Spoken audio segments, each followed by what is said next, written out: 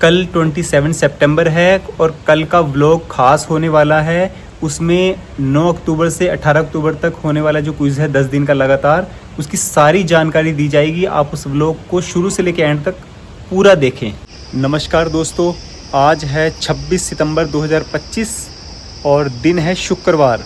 कल क्विज़ भी होना है और इस वक्त मैं हूँ टी फैक्ट्री में। लंच टाइम हो रहा है। एक्चुअली मुझे जाना है बैंक।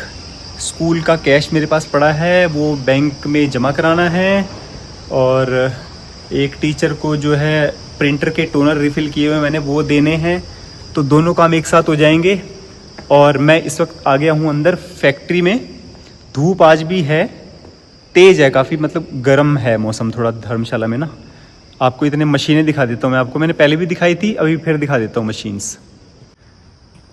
ये है चाय की पत्ती की मशीन। दोस्तों, जो आप चाय पीते हैं ना, कोशिश कीजिए कि जो टाटा टी, लिप्टन टी, ये टी वो टी होती है ना, ये मत पीजिए, ग्रीन टी लीजिए।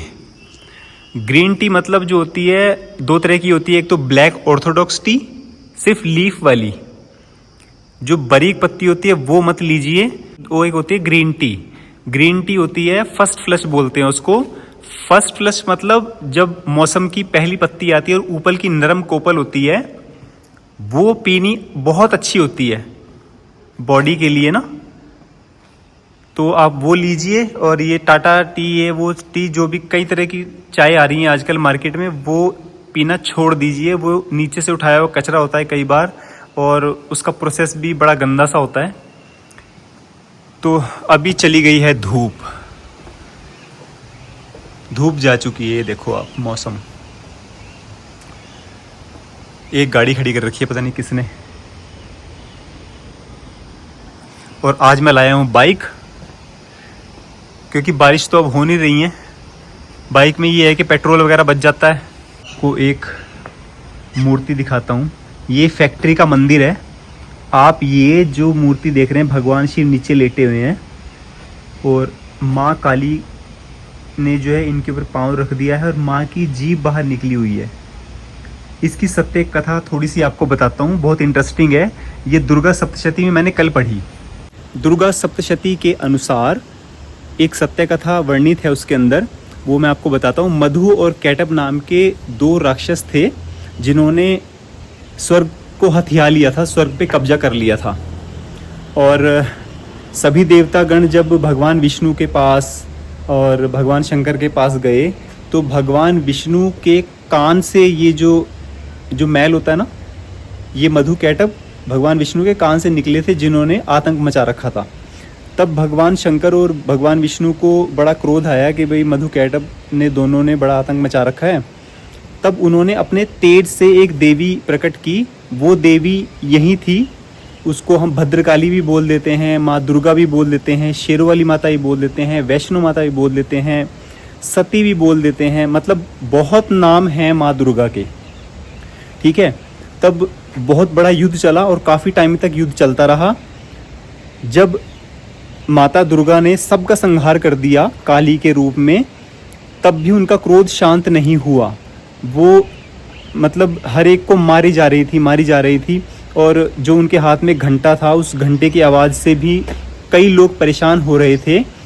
तो क्या किया, भगवान शंकर को मदद के लिए बुलाया गया कि माता सती को, मतलब दुर्गा माता को रोकने का एक ही इलाज है जो भगवान शंकर को मालूम था। तब उन्होंने काली माँ के आगे लेटने का निर्णय लिया और उन्होंने जब ऐसा किया, तब माँ भगवती यानी माँ भद्रकाली का क्रोध शांत हुआ और शर्म के मारे, लज्जा के मारे जो है उनकी जीभ बाहर निकल गई थी। ये दुर्गा सप्तशती में मैंने कल पढ़ा।